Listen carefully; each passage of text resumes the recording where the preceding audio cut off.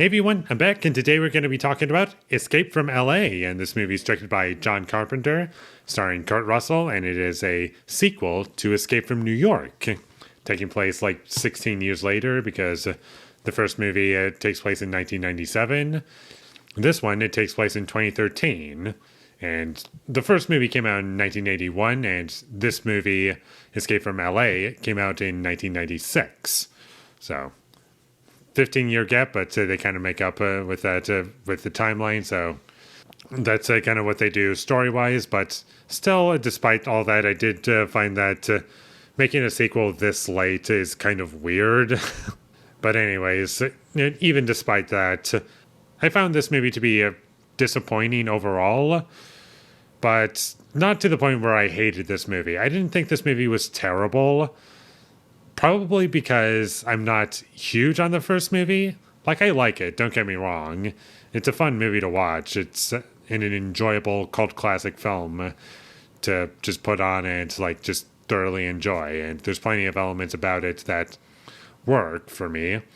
Like, the music in the first movie is very memorable. That's quite possibly my favorite aspect to the first movie.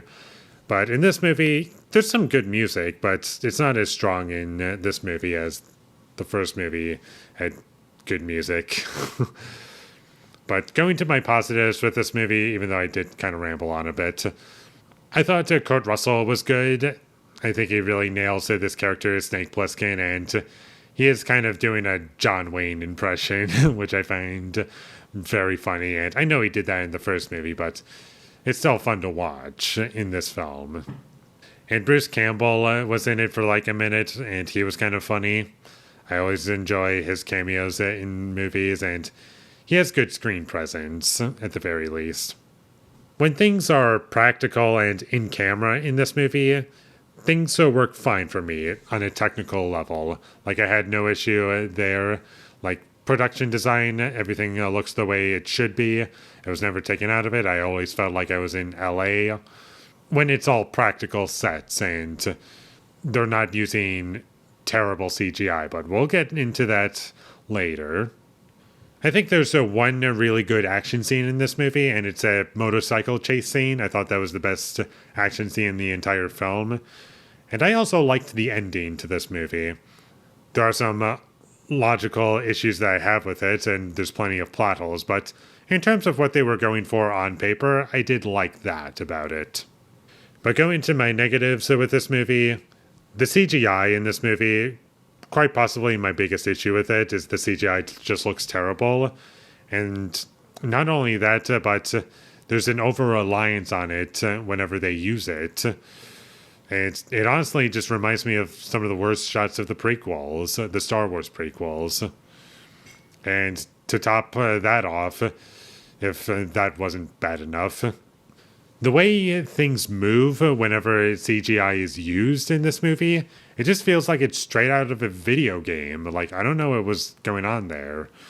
And while watching how terrible the CG was in this movie, it just gave me some newfound appreciation for the first movie and how much everything was in camera and practical. Like, I have some newfound appreciation for the first movie, and it kind of made me want to revisit the first movie again. And also, I found the dialogue in this movie to be pretty weak and kind of annoying at times. I never really believed that these were real people at any point, and the way things are presented in this movie is just kind of ridiculous and unbelievable at points. And there's some really poor performances at times, and also some elements that just I can't get into at all. And I can't even get into those things because I don't want to spoil anything. And the only reason that I'm not spoiling anything is because I don't really think that this is a terrible film. It didn't ruin the first movie for me. It just gave me some newfound appreciation for it. And there's plenty of things about it that I did like. I didn't hate this movie. And that might have to do with the fact that I don't love the first movie. I think it's decent for what it is. Who knows, my mind might be changed if I rewatch Escape from New York, but I didn't really have that much of an emotional attachment to the first movie. So overall, I just found this movie to be kind of somewhat inoffensive at points. Another thing that was really lacking for me in this movie was the characters in the story. It was kind of just recycled from the first movie and not done nearly as well, I felt. Like, I didn't really care about what was going on, and there's basically the stakes in this movie just, I don't feel them at all. They're there, and that's all there is to it. They're just there. And that motorcycle chase that I briefly mentioned, that was the only action scene that I liked. The rest of the action in this movie is just too goofy to take seriously, especially towards the third act, which is just nonsense. Just about everything in this movie makes no sense to me whatsoever. Like, once you start thinking about things in terms of how they work, it just doesn't make any sense. Like, why are they doing this or that? And it's just a big mess to me.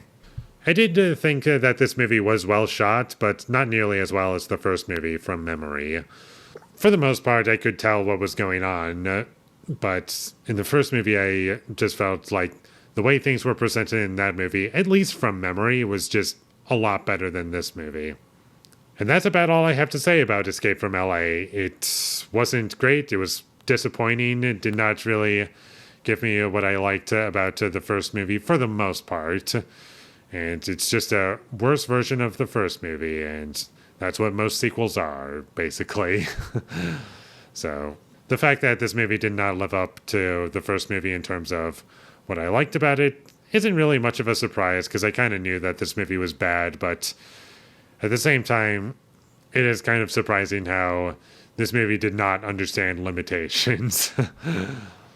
Like, even though most of the CG in this movie takes place at night, it's still very noticeable in terms of when they're using it, and it never once feels real.